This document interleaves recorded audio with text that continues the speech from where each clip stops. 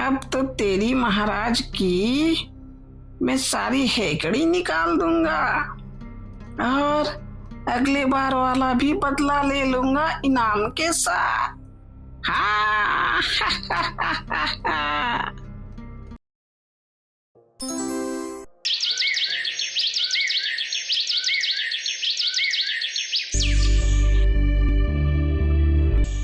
सम्मान की परख।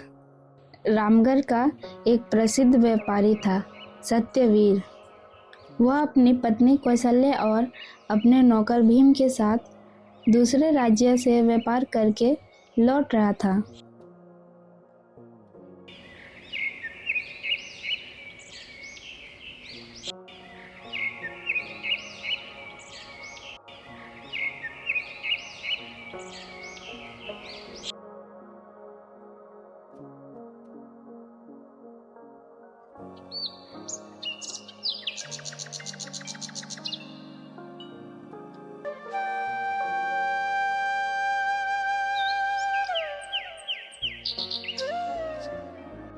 अरे सुनो कौशल्या, अभी थोड़ा रास्ता और लंबा है और तुम थक भी गई हो, तो चलो क्यों ना इसी नदी के किनारे थोड़ा आराम ही कर लो।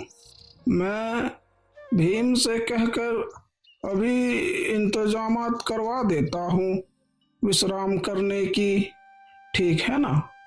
हाँ हाँ, ये ठीक रहेगा। वैसे भी बहुत थक गई हूँ, आप इंतजाम करवा दीजिए। वैसे बाटगढ़ अभी कितना दूर है? हाँ, अभी थोड़ा दूर है। तुम थोड़ा आराम कर लो, उसके बाद हम निकलेंगे। इतना कहकर सत्यवीर ने भीम को आवाज लगाई और उससे कहा, अरे भीम, शाम होने वाली है, हम यहीं पर थोड़ा विश्राम कर लेते हैं। तुम भी थक गए हो और तुम्हारी मालकिन भी, तो हम इसी नदी के किनारे आराम कर लेते हैं। तुम बंदोबस्त कर दो। ठीक है मालिक, जैसा आप कहे मैं अभी तुरंत ही व्यवस्था करवा देता हूँ विश्राम करने की। भीम ने सभी की विश्राम करने की जगह को तैयार कर दिया और वहां नदी के किनारे सभी विश्राम करने लगे। अरे कौशल्या, आज का तो व्यापार बहुत ही बढ़िया रहा। मुनाफा भी अच्छा खासा ही हुआ है। ऐसा ही हमेशा व्यापार हो तो कितना अच्छा होता है। तभी कौशल्या बोली, अजी ये व्यापार है, कभी कम तो कभी ज्यादा होता ही रहता है। आप तो भगवान से ये मनाओ कि हमेशा सब अच्छा ही हो। तभी सत्यवीर कौशल्या से बात करते हुए बोला, कौशल्या, तुम जानती नहीं हो, केवल ऊंचे कुल में जन्म लेने वाले ही योग्य बनते हैं। गरीबों को तो भाग्य भी साथ नहीं देता है और वो हमेशा मेहनत और मजदूरी ही करते करते एक दिन गुजर जाते हैं। इन अमीरों का ठीक है, इन्हें ना मेहनत करने की चिंता और ना कोई लंबा सफर तय करना पड़ता है। कौशल्या मुस्कुराते हुए बोली, मैं आपकी इस बात से सहमत नहीं हूँ। इंसान अमीरी से नहीं बल्कि संस्कार और शिक्षा से इंसान महान बनते हैं। सत्यवीर ने पास में ही बकरियां चरा रहे एक लड़के की ओर इशारा करके कहा, अच्छा, तो तुम्हें ऐसा लगता है? तो तो उसे देखो, वो जो बकरी चरा रहा है, वो बालक तुम्हें क्या लगता है?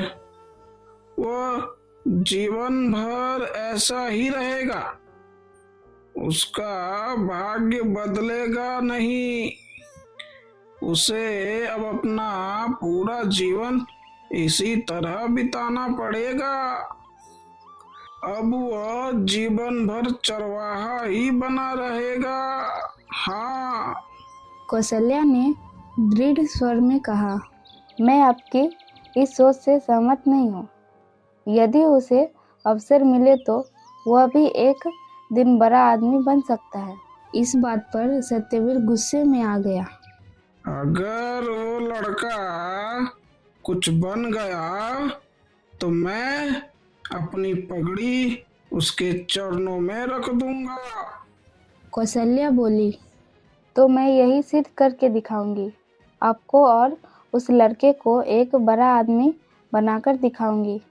हाँ, ठीक है, परंतु तब तक अपना मुंह मत दिखाना जब तक सिद्ध न कर दो।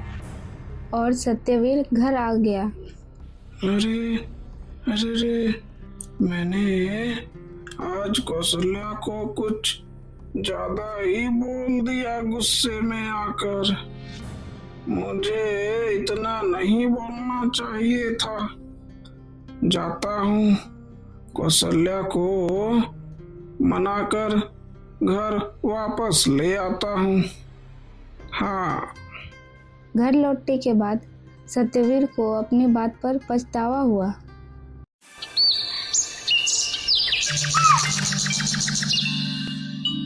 उसने कौशल्या से क्षमा मांगी, लेकिन कौशल्या बोली, मैं अपना वादा निभाकर ही लौटूंगी और मैं आपको झूठा साबित करके दिखाऊंगी कि आप गलत हो और मैं सही हूँ। और अपने नौकर भीम से पूछा, क्या तुम मेरे साथ चलोगे? मैं हमेशा आपके साथ ही हूँ। हाँ। कौशल्या और भीम एक बार फिर उस जगह पहुँचे और चरवाहे लड़के को खोजा। उसका नाम आरव था। कौशल्या ने आरव से पूछा, क्या तुम मेरे साथ चलकर पढ़ाई करोगे? मैं तुम्हें एक बहुत ही बड़ा और एक नेक इंसान बनाना चाहती हूँ और किसी को झूठा साबित करना चाहती हूँ। क्या तुम मेरे साथ चलोगे? हाँ, अगर मेरे पिता मान जाएंगे तो मैं चलूंगा। कौशल्या आरव के पिता से मिली और उन्हें एक सोने का कंगन देकर कहा, इसे बेचकर आप अपना गुजारा करना। मैं तुम्हारे बेटे को विद्वान बनाऊंगी। पिता ने अनुमति दे दी।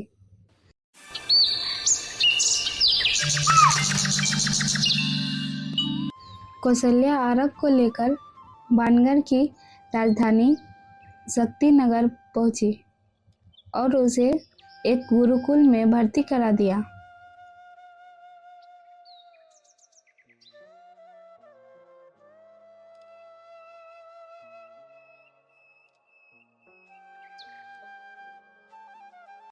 वह खुद गुरुकुल के पास एक झोपड़ी में भीम के साथ रहने लगी।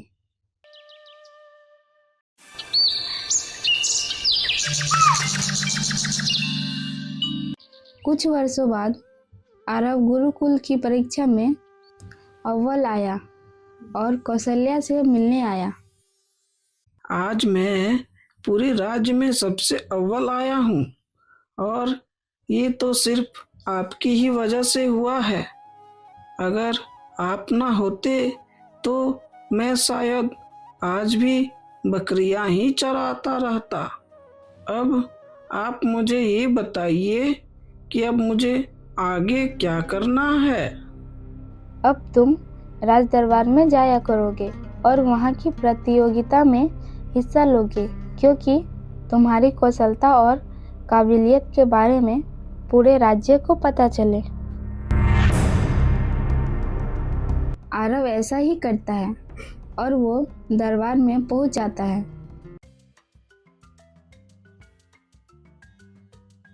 राज दरबार में एक दिन एक कलाकार आया। महाराज की जय हो। महाराज, मैं एक कलाकार हूँ और जो भी मेरी कला को पकड़ लेगा मैं 1 लाख असरफिया उसे दूंगा महाराज। और अगर नहीं बता पाएगा तो महाराज आपको मुझे इनाम में असरफिया देनी पड़ेगी महाराज। क्या मैं अपना खेल दिखाऊं? हाँ हाँ, हमें तुम्हारा शर्त मंजूर है। तुम अपना खेल दिखाओ। उसने अपने पास से समर प्रताप को मिट्टी की बत्तखें दिखाई और बोला, जैसी आपकी आज्ञा महाराज। तो बताइए, ये 2 मिट्टी के बतके हैं और आप सभी को ये बताना है कि इन दोनों बतकों में नर कौन है और मादा कौन है। अब फंस गया ये राजा मेरी चंगुल में। ये दोनों बतके तो एक जैसे ही है। अब इनमें से कौन नर है और कौन मादा, इसका पता कैसे चलेगा? कई विद्वान असफल रहे। तब आरव ने कहा, मैं पहचान सकता हूँ, लेकिन मुझे 1 दिन का समय चाहिए। हाँ हाँ महाराज, मुझे कोई आपत्ति नहीं। इसमें ये दोनों तो एक ही हैं, तो इनमें नर कौन और मादा कौन, इसे क्या पता चलेगा जब बड़े बड़े विद्वान बता नहीं पाए तो। राजा ने अनुमति दे दी। हाँ हाँ, ले जाओ ले जाओ। रात को आरव ने कौशल्या से सहायता मांगी।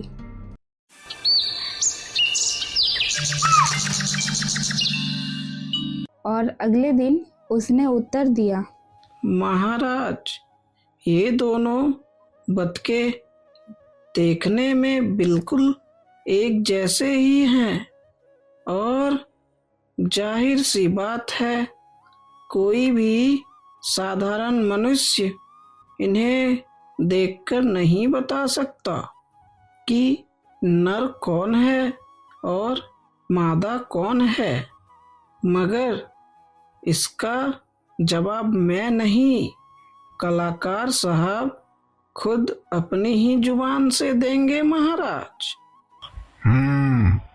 अरे ये कैसे हो सकता है कि कलाकार जवाब भी दे और 1 लाख असरफिया भी? बताओ वो कैसे? जी महाराज, आप कलाकार साहब से इन दोनों बतकों का नाम तो पूछिए कि इन्होंने अपने इस बतकों का क्या नाम रखा है। अच्छा, तो बताइए कलाकार जी, आपकी इन दोनों कलाकारी का आपने नाम क्या रखा है? कलाकार सोचने लगा। अरे इसने तो मुझे ही फंसा दिया, अब मैं क्या बोलूं। हाँ महाराज। हाँ तो बताइए कलाकार जी, जब ये आपकी कलाकारी है तो नाम भी तो आप ही ने रखा होगा। हाँ जी महाराज, एक का नाम राजू और दूसरे का नाम रानी है। जी महाराज, साबित हो गया, जिसका नाम रानी है वो फीमेल है। वाह, क्या जवाब तुमने दिया है। तुमने मेरा दिल खुश कर दिया है।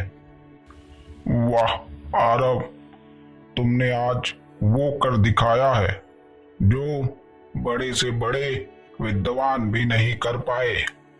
मैं तुमसे बड़ा ही प्रसन्न हूँ। और वो कलाकार निराश होकर चला गया। महाराज ने खुश होकर 500 स्वर्ण मुद्राएं आरब को पुरस्कृत किया।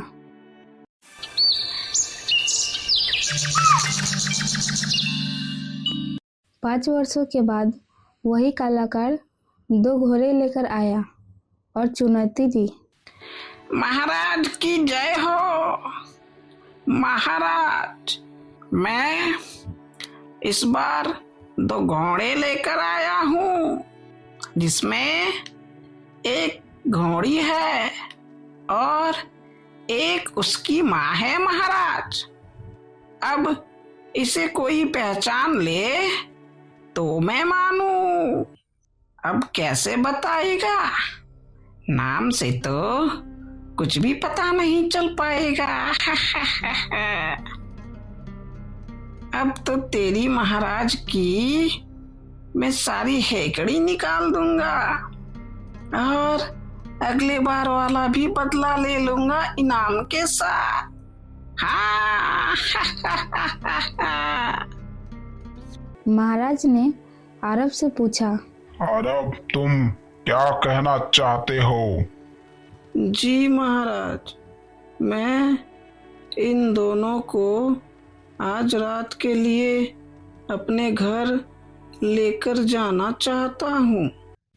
आरब ने दोनों को रात भर प्यासा रखा और अगली सुबह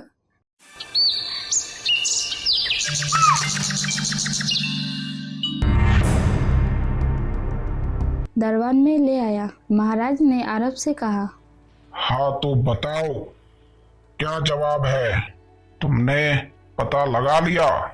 हम सब तुम्हारी जवाब जानना चाहते हैं। जी महाराज, अभी पता चल जाएगा। आरब ने दोनों घोड़ों को पानी के पास छोड़ दिया। छोटी घोड़ी ने पहले पानी पिया, बड़ी चुपचाप खड़ी रही। फिर उसकी माँ ने पानी पिया। ये लीजिए महाराज, अब साबित हो गया। अरे, इसमें क्या साबित हुआ? दोनों घोड़ों ने तो सिर्फ पानी ही पिया है। खुलकर बताओ कि तुम क्या कहना चाहते हो। जी महाराज, जिस घोड़े ने पहले पानी पिया वो बच्चा है महाराज, और जिसने बाद में पानी पिया वो माँ है महाराज। अरे, इससे ये कैसे साबित होता है कि ये माँ है और वो बच्चा? महाराज, मैंने इन दोनों को रात भर प्यासा ही रखा था, और इंसानों में तो क्या, जानवरों में भी जो माएँ होती है ना, वो पहले अपने बच्चे का पेट भरती है और खुद बाद में खाती है, और यहाँ पर भी वही हुआ है महाराज। हाँ, तो बताइए कलाकार जी, क्या आरव का जवाब सत्य है या नहीं? जी महाराज, ये जवाब सच है। राजा समर प्रताप ने आरब को गले लगा लिया और बोला, अरे वाह, मैं तुम्हारी बुद्धिमत्ता से बड़ा ही प्रसन्न हूँ आरव, और मांगो, तुम्हें इनाम में इस बार क्या चाहिए? मैं तुम्हें तुम्हारी पसंद का इनाम देना चाहता हूँ। महाराज, मुझे केवल दरबार में मेरी स्वतंत्र उपस्थिति को अनुमति दे दी जाए। आज से तुम मेरे सबसे खास व्यक्तियों में माने जाओगे। और इस प्रकार कौशल्या ने सिद्ध कर दिखाया कि जन्म नहीं, संस्कार और शिक्षा इंसान को महान बनाते हैं।